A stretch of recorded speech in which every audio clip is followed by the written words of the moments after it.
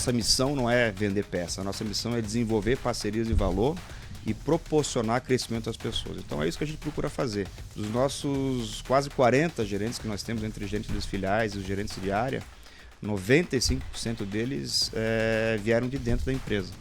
De novo, olhando para o futuro e segundo, cuidando do nosso cliente, que é o que de fato vai dar essa sustentabilidade para o futuro. Enquanto muitos distribuidores aí estão focados em crescimento de faturamento, né? Às vezes nessa guerra de preço que eu comentei no início, a gente já está ouvindo o que o nosso cliente está pensando. Olá, eu sou a Vivian Sesto, coordenadora comercial do time XP Empresas, e hoje estamos em mais um episódio do Zero ao Topo, patrocinado XP Empresas. Como convidado desse episódio, teremos Eduardo Scherer. Ele é sócio fundador da Scherer Autopeças, uma indústria que começou como uma pequena comercializadora de autopeças no sul do país e hoje é uma das maiores revendedoras e distribuidoras em mais de 3 estados no sul e também uma das maiores do país. Bem-vindo, Eduardo, ao nosso programa. Mais uma vez, agradeço a sua participação e a tua presença aqui. Obrigado, Vivian. Um prazer estar aqui com vocês. Espero poder compartilhar com esse canal aí, trazer informações aí e insights importantes aí para os nossos ouvintes. Muito bom. Na verdade, acho que a gente podia começar esse bate-papo trazendo um pouco da história da Scherer Autopeças, né? A empresa ela foi fundada em 1963, se eu não me engano. São praticamente 60 anos de história sendo completados agora em 2023. Então, eu queria começar esse bate-papo trazendo um pouco de como que foi essa jornada, né? O início da história da companhia e quem é o Eduardo Scherer. Bom, a empresa completou esse ano 60 anos, inclusive fizemos na semana passada aí um evento para comemorar essa marca. E a gente nasceu na cidade de Joaçaba, que fica no meio oeste de Santa Catarina, uma cidade pequena de 30 mil habitantes. E a origem ela foi fundada pelo meu avô, Jaime Scherer. Se considerarmos os negócios dentro do segmento automotivo, a gente tem mais de 60 anos, porque já vem desde o meu bisavô no segmento de concessionárias da linha leve e da linha pesada. E com o falecimento do meu bisavô e as dificuldades que tinham naquela época, conta meu avô, com a sustentabilidade, as dificuldades que tinham na concessionária, eles acabaram encerrando essa atividade e a gente ficou com as autopeças, né, para vender. E à medida que foi se vendendo as autopeças, foi percebido aí que tinha oportunidade de venda, tinha um mercado ali interessante, com margens interessantes, com uma demanda, uma carência de atendimento, e aí começou. Então, acho que o primeiro aprendizado que fica é que às vezes dessas dificuldades que a gente supera, a gente acaba encontrando ótimas oportunidades e daí nasceu, a gente foi crescendo, ampliamos, hoje a gente já estamos nos 3 estados, né? Além de Santa Catarina, no Paraná e no Rio Grande do Sul também. E assim, quando a gente fala, né, de como um negócio ele pode se iniciar, o quanto que naturalmente de uma dor, né, que vocês identificaram ali de necessidade da revenda dessas autopeças, vocês conseguiram identificar uma oportunidade do negócio. E aí, Eduardo, eu queria que você trouxesse um pouquinho pra gente quanto que esse setor ele teve de transformação ao longo desses anos, né? O quanto que você vê os impactos que naturalmente o setor sofreu até os dias de hoje e como que a Scherer ela foi também acompanhando essa transformação. Quando a gente iniciou lá em 1963, a gente, como todo pequeno distribuidor, a gente tinha muita dificuldade de comprar, de acesso às fábricas, né, os fabricantes de autopeças. Então, a gente precisou se adaptar desde o início, né? A gente precisava comprar de distribuidor, às vezes para poder revender para outros varejos ou para o reparador, né? O nosso foco sempre foi o reparador automotivo, né, que é o mecânico que faz a aplicação da peça. E ao longo desses 60 anos, à medida que a gente foi crescendo, a gente foi conseguindo comprar direto de alguns fabricantes e à medida que a gente foi tomando essa importância, hoje nós compramos diretamente de todos os fornecedores. Mas à medida que o carro vai evoluindo, que a tecnologia vai evoluindo, o próprio reparador vai evoluindo, a empresa precisa evoluir também, né? Então a gente... aquele velho ditado que a empresa que sobrevive não é a maior, mas aquela que consegue se adaptar mais rápido às mudanças. E ao longo desses anos a gente foi entendendo, né? A gente foi ouvindo o nosso cliente, entendendo o que ele precisa, quais são as dores que ele tem. E a gente foi adaptando. Então, a gente foi adaptando o nosso modelo, o nosso estoque, a gente foi adaptando a nossa entrega, a gente foi adaptando o nosso atendimento. À medida que foi se digitalizando também, a gente foi procurando acelerar esse processo de digitalização, de automação, para dar mais velocidade, para dar mais um atendimento cada vez melhor. E hoje, né, nós somos o maior distribuidor de autopeças aqui do Sul, e tanto da linha leve quanto da linha pesada, atuamos em lubrificantes também, né, e pneus também. Mas o mercado está em constante movimento, então não pode parar, a gente precisa continuar cada vez ouvindo mais, estruturando melhor as nossas filiais para dar continuidade nesse atendimento aí e ajudando aí o nosso cliente, que é o reparador. E hoje, se você fosse citar, né, toda essa expansão que vocês tiveram ao longo desses anos, são mais de 25 filiais e hoje, em termos de colaboradores, somados ali aos prestadores terceirizados, vocês têm uma companhia de um grande porte, né? São mais de 2.000 funcionários hoje na base, é isso? Isso, são 2.200 diretos, né? A gente tem uma parte da logística nossa que é terceirizada. Então, são mais 800 veículos aí, entre próprios e terceirizados. Então, é uma turma grande aí para atender. A nossa logística, que é um dos nossos principais diferenciais aí, é que acaba exigindo um investimento muito grande para dar essa capilaridade que a gente tem que ter, essa velocidade na entrega das peças que a gente precisa ter. E como que você hoje, mediante ao tamanho que a companhia se tornou, né? São 60 anos de história, como a gente citou, e histórias que passaram por diversas fases, diversos ciclos, de uma companhia que hoje possui aí mais de 2.000 colaboradores. Como que vocês garantem, né, dentro dessa sua experiência de jornada dentro da companhia, como diretor e com a experiência de gestão, o que você traria nesse aspecto que você entende como desafios superados, e o que você colocaria aqui para a gente em como transmitir a cultura da empresa e o objetivo, né, da companhia para uma empresa de um porte como o que alcançou, né, o que alcançou a Scherer Autopeças? Essa é uma boa pergunta, Viviane, porque nós acreditamos que a empresa precisa ter um propósito, né? E eu digo sempre para a nossa equipe que só vender peças é muito simples, né? O que você faz? Você vende peça, mas putz, qual é o propósito disso? Então, a nossa missão não é vender peça, a nossa missão é desenvolver parcerias de valor e proporcionar crescimento às pessoas. Então, é isso que a gente procura fazer. Dos nossos quase 40 gerentes que nós temos, entre gerentes das filiais e os gerentes de área, 95% deles vieram de dentro da empresa. Então, colaboradores começaram como motoboys, como vendedores, como auxiliar de depósito, como eu mesmo. E à medida que a gente vai conhecendo a empresa, a gente vai se enraizando nos valores, na cultura da empresa, né? E acho que talvez isso seja o mais difícil, né? Porque nós temos aí profissionais que inclusive já passaram pela empresa com muitas qualificações, profissionais extremamente competentes, com experiências. Mas a hora que a gente coloca dentro da empresa, que a gente começa a ter, eventualmente, esse conflito de valor às vezes, quase que insuperável. Então, a nossa proposta é de gerar valor, né? É de dar oportunidade. É muito bonito a gente ver, assim, dessa nossa equipe, quantos que de fato, se desenvolveram e cresceram, né? Que a gente cumpriu o nosso propósito de fazer com que a pessoa cresça, né, se desenvolva, tanto profissionalmente quanto pessoalmente. Isso vale não só para a equipe de colaboradores, mas para os nossos clientes também.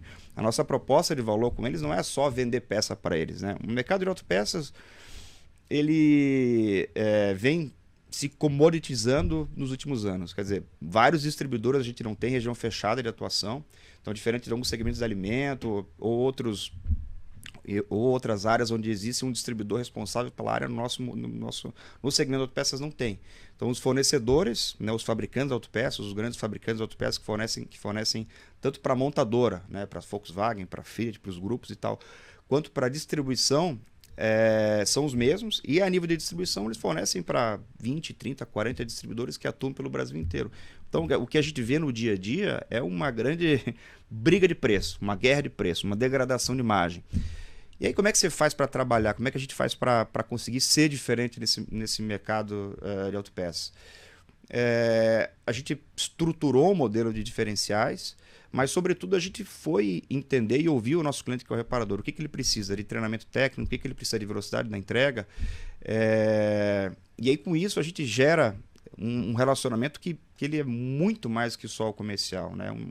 É uma geração de valor que proporciona um crescimento sustentável para ele. Então, eu acredito que a empresa que quer crescer, que pretende crescer no mercado, se perpetuar e ter uma sustentabilidade no longo prazo, ela precisa fazer mais do que só vender um produto ou uma prestação de serviço. Ela precisa entender o cliente dela e ajudar o cliente a ganhar dinheiro. Mas se o cliente dela está feliz, está ganhando dinheiro, eu acho que aí sim a gente cumpre a nossa proposta aí, que é desenvolver essas parcerias de valor. E o quanto essa parceria de valor naturalmente impacta, né, o ambiente interno da companhia, e isso é transmitido ali entre os funcionários e faz a mágica acontecer, né?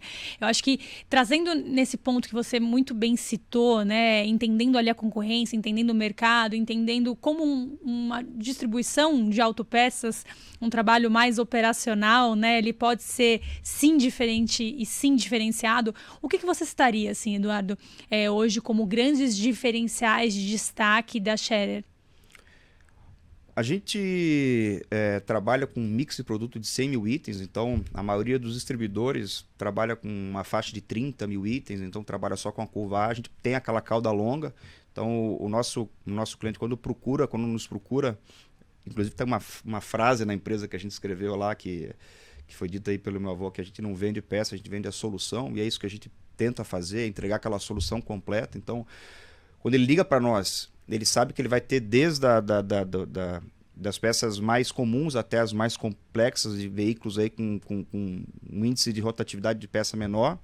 A gente procura da velocidade da entrega, porque hoje você tem carro, eu tenho carro, a gente sabe quanto que a gente precisa de carro. Né? A nossa mobilidade no Brasil é basicamente rodoviária e a parte de transporte também. Então, se para nós é uma necessidade pro dono de frota, pro frotista, pro caminhoneiro, é uma necessidade maior ainda de ter essa velocidade na entrega. Então, a gente precisa entregar essa peça certa e da maneira mais rápida possível. A gente fala em capilaridade, né? Então, o que é essa dita dessa capilaridade? Por exemplo, a gente fala do estado de Santa Catarina, que a gente está situado. O estado tem 295 municípios. A gente atende 280, mais ou menos, todos os dias, com pelo menos uma entrega. Então, isso dá 95% de entrega diária no estado de Santa Catarina, sendo que nas principais cidades são mais de 100 entregas todos os dias. Então, é essa velocidade junto com o mix de produto completo. E a gente tem na nossa equipe de vendedores, são mais ou menos 600 vendedores, a gente segmenta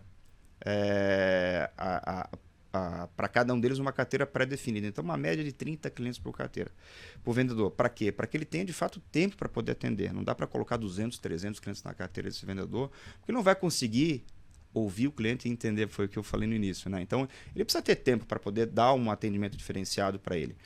E além disso, a gente tem dois projetos. Um é o Centro de Treinamentos, que a gente foi o primeiro distribuidor de autopeças a criar um centro de treinamento focado na formação do reparador automotivo. Já treinamos desde 2016 mais de 3 mil mecânicos e reparadores. E a gente tem recentemente um projeto do Instituto Schaerer, que prevê um treinamento técnico, a nível técnico, para os reparadores, que a gente hoje não tem no Brasil nenhum título que distingua os profissionais aí dentro da cadeia. Então, as mecânicas hoje não tem como um engenheiro ou um médico, por exemplo, que assine, né? E a gente tem esse projeto aí para poder evoluir a hora que tiver uma massa crítica, quem sabe a gente poder valorizar ainda mais a profissão do mecânico. Então, a gente ajuda ele na parte técnica, a gente ajuda ele na formação, a gente dá velocidade na entrega e faz com que ele não exija um investimento muito grande no estoque, que hoje a gente tem no Brasil mais de 5 mil veículos só da linha leve diferentes. Então, você imagina para o reparador ter aquilo tudo em estoque para poder dar velocidade da entrega, é impossível. Então, a gente oferece para ele o nosso estoque, essa velocidade, esse mix de produto, para que ele possa dar essa velocidade, dar essa entrega e, sobretudo, a qualidade no serviço. Então, esse basicamente é o nosso pacote de diferenciais. Claro que o preço ele tem uma importância, a gente trabalha sempre com preço competitivo, mas dentro de commodities, se a gente procurar só pelo preço, a gente entra pelo preço e sai pelo preço, já diz o ditado, né? E o nosso cliente é um cliente recorrente, então não é aquele cliente que vai comprar uma vez hoje, vai comprar daqui a um ano de novo, ele compra todo dia, às vezes mais de uma vez por dia. Então, essa construção de diferenciais não é feito para ganhar venda, é feito para ganhar clientes. Então, o nosso objetivo é participar dentro dos clientes que se adequam, né? Que tem aquele alinhamento de valor, de propósito que fecha conosco. Inclusive, às vezes eu vou nas filiais nossas e a gente começa a bater um papo com a equipe de vendas e o preço acaba sempre vindo, porque é preço. E aí eu digo, pessoal, infelizmente tem clientes que não vão se adaptar, né? Estão num momento diferente, não estão com esse mesmo alinhamento. E o mercado de autopeças é muito grande, né? O último estudo que eu li, faz uns 4, 5 anos atrás, ele tratava de 100 bilhões de tamanho de faturamento. E com essa inflação dos últimos anos deve ter passado muito além disso. Os cálculos nos apontam que a gente deve ter em torno de 9% de market share no Sul, apesar de ser o líder de mercado, para você ver como ainda é muito pulverizado, né? E então a gente precisa, às vezes, alinhar a força nesse momento nos clientes que têm essa adesão, que têm essa aderência ao nosso modelo de negócio. E aí quando você cita, né, fica muito claro o quanto a Schaerer ela se destaca em trazer todos os pilares e ganchos que são fundamentais em agregar valor. Então, você falou muito da questão da ótica de produto, o quanto que vocês buscam ter o máximo de itens ali disponível, né, que naturalmente impacta ali no atendimento, na agilidade de logística, né, para que essa loja e essa comercializadora ela não dependa ali de um estoque muito maior, né, em termos de caixa. Você comenta também da capacitação que vocês entraram muito fortemente, né, nessa questão de como trazer um educacional que vai enriquecer a vida desse B2B, basicamente, e como que vocês também conseguem agregar na ótica de tecnicidade dos vendedores, né? Porque não basta a gente ter a melhor gama de produto, mas o quanto que esse vendedor tem que estar apto a trabalhar, né, de certa forma, um entendimento, uma dor e comercialmente estar bem preparado. Então, acho que mediante a todos esses pilares, eu queria que você trouxesse aqui pra gente o quanto que, independentemente de toda essa preparação que vocês alcançaram e essa maturidade de gerir o negócio, como que vocês destacariam o futuro do setor, né? A gente sabe que a gente tem diversos aspectos aí que impactam o negócio, então desde a eletrificação, a questão da automação, né, dos veículos. Como que você destacaria esses próximos anos do setor e como que a Schaerer hoje enxerga esse futuro? Bom, o mercado está consolidando. Hoje já tem fundos internacionais já atuando no segmento de autopeças, tanto na nível de distribuição quanto na parte industrial. É um mercado que é muito resiliente, né? Então a frota circulante, apesar de... Vamos imaginar um ano, por exemplo, onde se vendem poucos veículos, mas a frota está circulando. Então o mercado de reposição de autopeças ele continua girando, porque se parar de se consumir autopeça é porque o Brasil parou, tanto as pessoas físicas, né, quanto a parte de transporte. Então, se a gente acompanhar, né, e comparar o Brasil, os crescimentos e as oscilações, a gente vai perceber que o mercado de autopeças ele é bem resiliente. Isso, como eu falei, tem chamado a atenção de fundos aí que já estão participando, já tem uma participação grande aí no mercado. E a tendência de consolidação, a gente olha muito para o mercado americano, a gente olha para o mercado europeu, isso já aconteceu lá, aconteceu em outros segmentos aqui no Brasil, então isso é inevitável. O que a gente imagina que vai acontecer com relação ao futuro do veículo, essa tecnologia toda que está acontecendo, isso é uma discussão que a gente tem em todas as reuniões do conselho, né? A empresa é uma SA de capital fechado, a gente tem um conselho de administração e nós nos reunimos todos os meses e sempre o primeiro tema que a gente fala é de panorama político e futuro aí dos veículos. Então essa tecnologia ela é inevitável e a gente precisa se adaptar a ela. Mas o que acontece é que, como a gente já tem uma frota circulante muito grande no Brasil, para nós, a nível de distribuição, ele é um processo muito mais lento, por exemplo, do que para a indústria ou outros players aí dessa cadeia. Então, o que a gente tem que fazer é estar muito atento a essas mudanças, como a gente vem fazendo nos últimos anos. As parcerias corretas acho que são fundamentais, né? Os fornecedores hoje, nós trabalhamos com os principais fornecedores de autopeças, né? Os fabricantes de autopeças do mundo, então a gente precisa estar junto com esse pessoal que está desenvolvendo tecnologia para a gente poder oferecer para os nossos clientes, para os reparadores aí esse portfólio de tecnologia. Mas a tendência é de crescimento. A gente, né, fez uma comparação com os Estados Unidos aqui.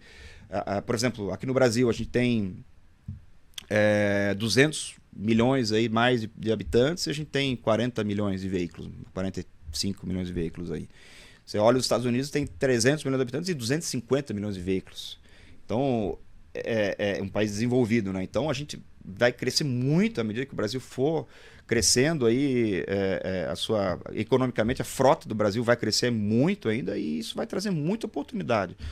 Então, eu acredito que essa tecnologia, ela evidentemente vai impactar, mas não é na velocidade, para nós, pelo menos na distribuição, tão rápido, porque a frota vai continuar circulando, né? Quem tem o seu Gol lá, 2010, ele vai pegar um 2015, quer dizer, essa é uma evolução que você veja que a gente ainda vende carburador, a gente ainda vende platinado, são peças, para você entender, de carros que não são fabricados há décadas, e a gente ainda continua vendendo, o fabricante continua fabricando. Então, a reposição independente, apesar de representar 80% ou alguma coisa em torno disso, da reposição de autopeças no Brasil, ela vem atrás. Então a gente tem essa vantagem de poder olhar o que está acontecendo nas montadoras, a gente poder traçar aí essa velocidade para poder se ajustar o mais rápido possível. E Edu, acho que falando um pouquinho, né, trazendo o quanto vocês entendem que a gente enxerga assim desafios no setor, mas que tem muita oportunidade, né? O quanto que nesses quase que 60 anos de jornada e naturalmente nesses últimos anos vocês se aproximaram aqui do time XP Empresas, né? Então hoje vocês já são clientes aqui, né, da base XP, hoje são clientes de relacionamento da Nipur, que é um dos nossos escritórios parceiros do Sul, né? Referência no atendimento PJ aqui no nosso Awards 2023. Eu queria que você trouxesse um pouquinho desse aspecto financeiro, né?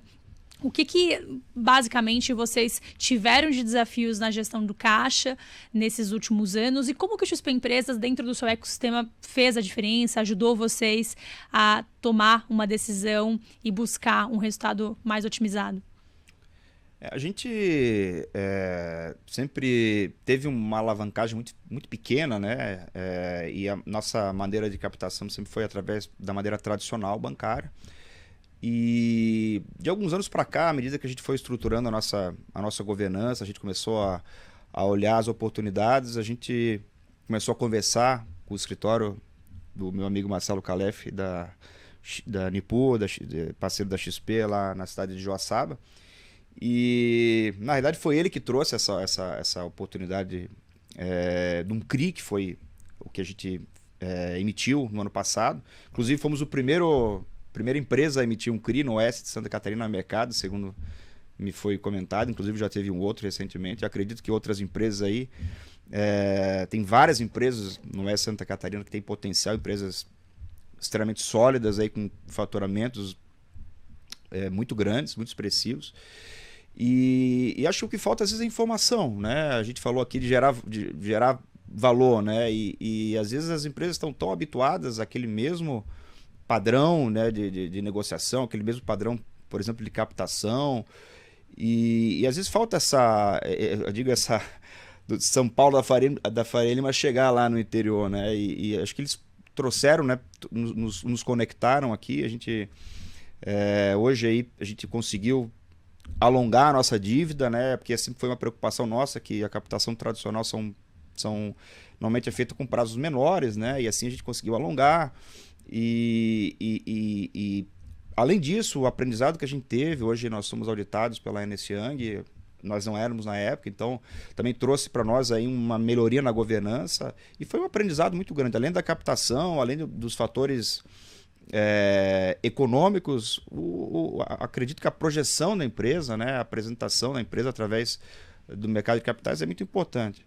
Esses dias até uma membro do conselho de administração me pediu se a gente tinha pretensão de abrir capital, e eu disse, olha, a gente vai se preparar para esse momento, né?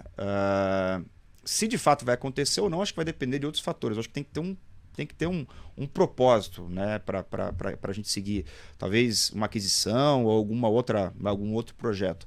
Mas o que a gente tem que fazer, o nosso papel é deixar a empresa pronta. E eu acredito que essa emissão do CRI foi um passo muito importante para a gente aprender, né? Para a gente se apresentar e, como eu falei, para o mercado conhecer a empresa, conhecer um pouco mais a distribuição de autopeças, como é que funciona esse mercado multibilionário e as oportunidades que tem. E certamente vão, como eu falei, vão continuar a crescer. Então, sem dúvida aí, a XP foi muito importante nessa nossa jornada. Muito bacana de ouvir, porque tudo que você traz, né, em termos de acessibilidade de soluções para captação de recurso, é muito que a gente sente no dia a dia na ponta nas reuniões com os clientes, né? Hoje, com a outorga do Banco XP, através da estruturação, né, do banco na pessoa jurídica, a gente deixou de trabalhar somente a gestão de caixa, né, que é o nosso DNA, é o nosso carro-chefe na gestão de investimentos, política, para essa definição ser rentável, né? Mas o quanto que o negócio ele é impactado em diversas esferas, né?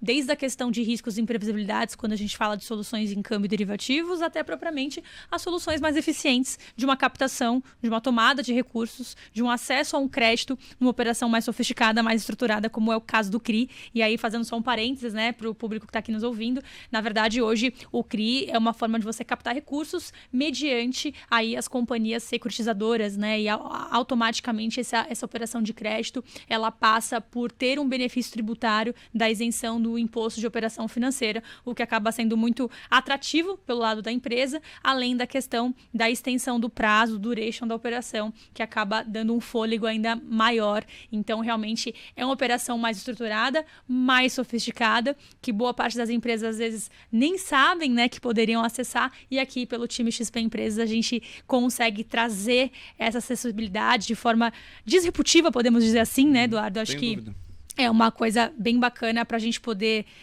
levar, né, essa externalidade além do eixo Rio-São Paulo, como você colocou, e poder levar esse propósito de agregar soluções de negócios mais eficientes como um todo para a empresa, né?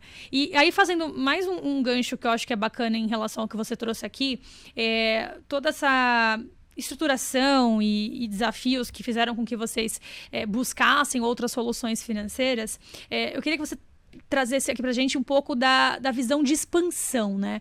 Você comentou um pouco de share, de visão de market share hoje na região sul. Como que vocês colocam, né, na visão de negócio a Scherer Autopeças numa visão para os próximos 5 ou nos próximos 10 anos? A gente acabou de revisitar a nossa missão e a nossa visão. Não foram grandes alterações, mas pequenos ajustes, porque a nossa missão terminava em 22, onde a gente pretendia ser o maior distribuidor do Sul, a gente alcançou. E aí agora a gente pretende aumentar o nosso market share para 20%. Né? Hoje a gente tem algumas ferramentas, não são informações absolutamente precisas, mas a gente consegue mais ou menos aí calcular essa participação. Como é que a gente pretende fazer isso aí? Evidentemente com o lançamento de novos itens, à medida que a frota novas montadoras, novos veículos vão entrando em circulação, a gente vai adaptando esse portfólio, então através de incremento de portfólio, mas sobretudo por capilaridade, como eu comentei no início, quer dizer, a gente tem em Santa Catarina em torno aí de 15%, a gente quer aumentar para 20% e no Rio Grande do Sul, para a nossa participação é mais modesta, né? Então a gente quer atingir 20% nos 3 estados. Como é que a gente pretende fazer isso aí? Já temos mapeadas 15 cidades que a gente pretende abrir filiais, né? Em regiões aí que a gente não consegue ter, pela distância, aí, um atendimento mais com mais frequência. Então a gente pretende aí abrir essas novas unidades, principalmente no estado do Paraná e Rio Grande do Sul. Por ano que vem, a gente já tem 2 filiais aí já em andamento, uma no Paraná, a 7ª no Paraná, e mais um centro de distribuição no Rio Grande do Sul. Então, são estados aí que têm um potencial muito grande que a gente precisa acelerar dentro desse processo de consolidação. A gente quer confirmar ainda mais a nossa participação no Sul. E, como eu falei, é um mercado de velocidade, né? O reparador precisa de velocidade. E o dono do carro, o dono do caminhão precisa de velocidade. Então a gente quer levar esse mesmo nível de entrega que a gente tem no estado de Santa Catarina para os paranaenses e para os gaúchos também. Muito bom. E, Eduardo, assim, pensando que boa parte dos empreendedores que estão nos ouvindo, né? Acho que a maior preocupação de qualquer empreendedor, independente do setor, independente do segmento, é garantir uma jornada do negócio no longo prazo, né? Ter uma cauda longa de sucesso, de prosperidade no seu business. O que você diria, né? Assim, já pensando nos nossos minutos finais aqui do nosso programa, o que você diria como sugestões para os empreendedores que estão ouvindo de uma história de uma companhia que completa 60 anos de história hoje? Pois é, eu acredito que a diretoria, né, os executivos da empresa, eles precisam, às vezes, precisam pensar no longo prazo. Parece meio bobagem isso, mas o que a gente vê, às vezes,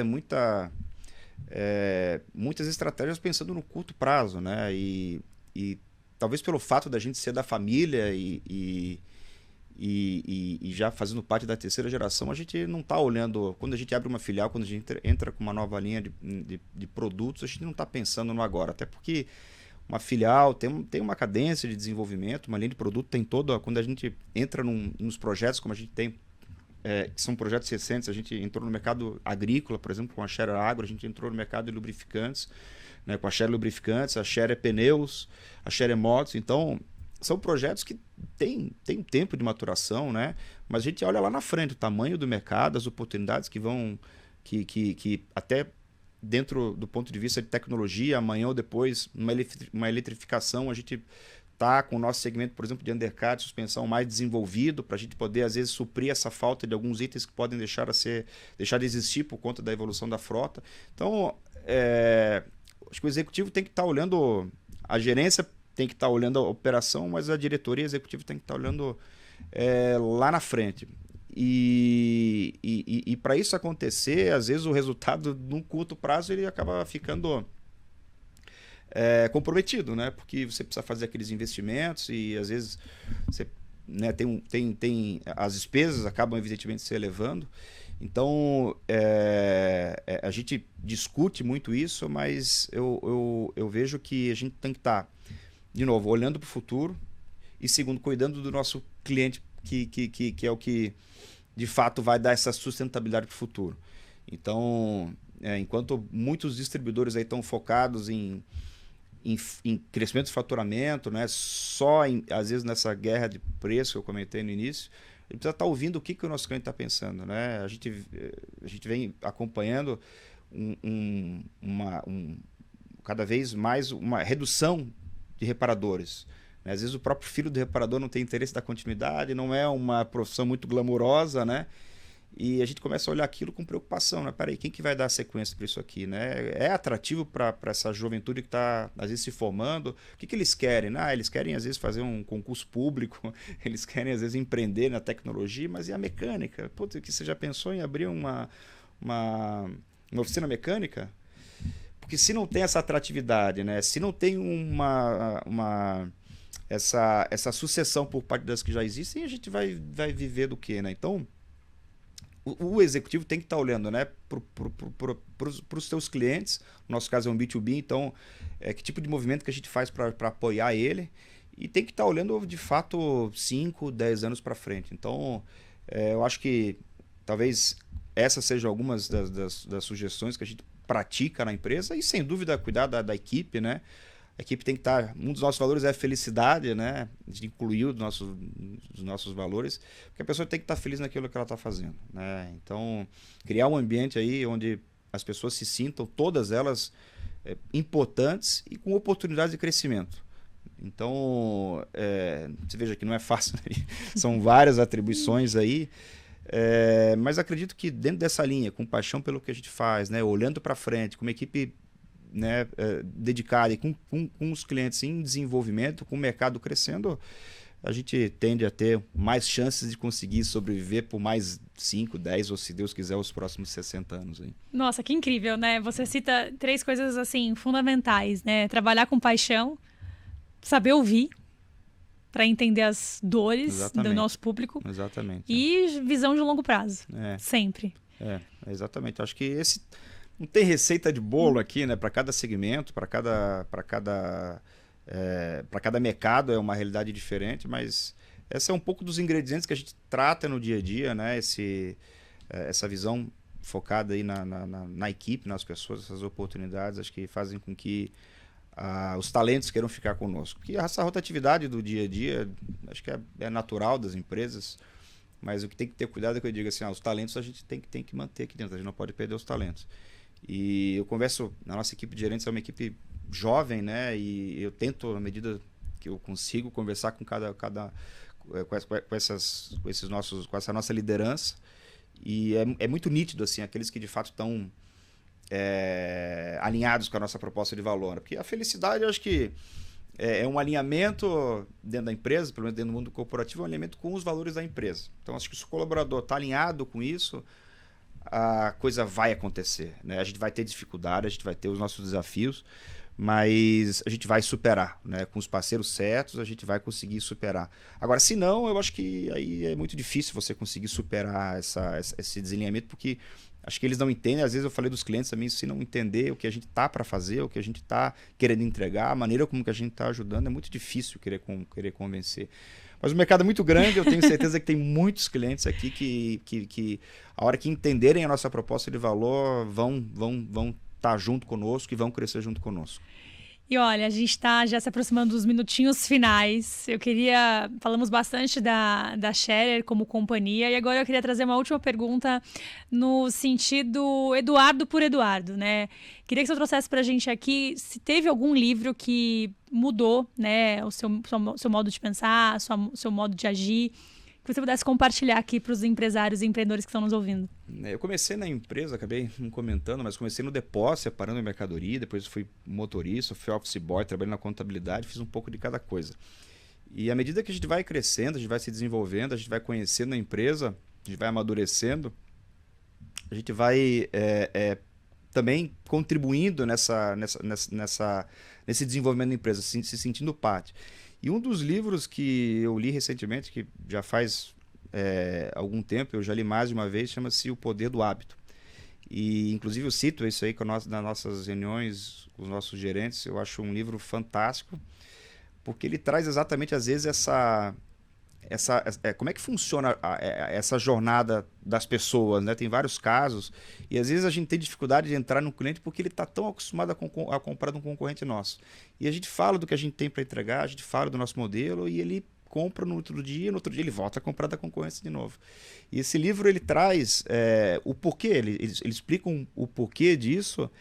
E acho que agora que a gente entende o porquê, como é que funcionam esses gatilhos emocionais que fazem com que a gente, de fato, tome uma decisão que às vezes não é racional, ela é movida pelo subconsciente, a gente consegue, às vezes, interromper esse ciclo e apresentar a nossa empresa, né? E incluir a nossa empresa dentro dessa rotina automática de compra. Então, acho que esse é um livro bem bacana, eu tenho recomendado, e dos últimos que eu li, sem dúvida, um dos melhores. Muito bom, Eduardo. Na verdade, acho que é uma história incrível de sucesso quando a gente analisa todos os 60 anos de jornada, uma história familiar, né? Uma história que passou por diversos desafios, diversas fases, e hoje você aí à frente de um negócio de tanto sucesso. Queria mais uma vez te agradecer pela sua participação, pela tua presença, pela história, né, da companhia, pelo destaque que vocês vêm sendo no sul do Brasil e que sim, pelo país todo. E, enfim, continue contando aqui com o time XP Empresas. Do Zero ao Topo hoje vai se encerrando por aqui. Fiquem ligados nos próximos episódios. Até mais, Eduardo. Muito obrigado. Muito obrigado.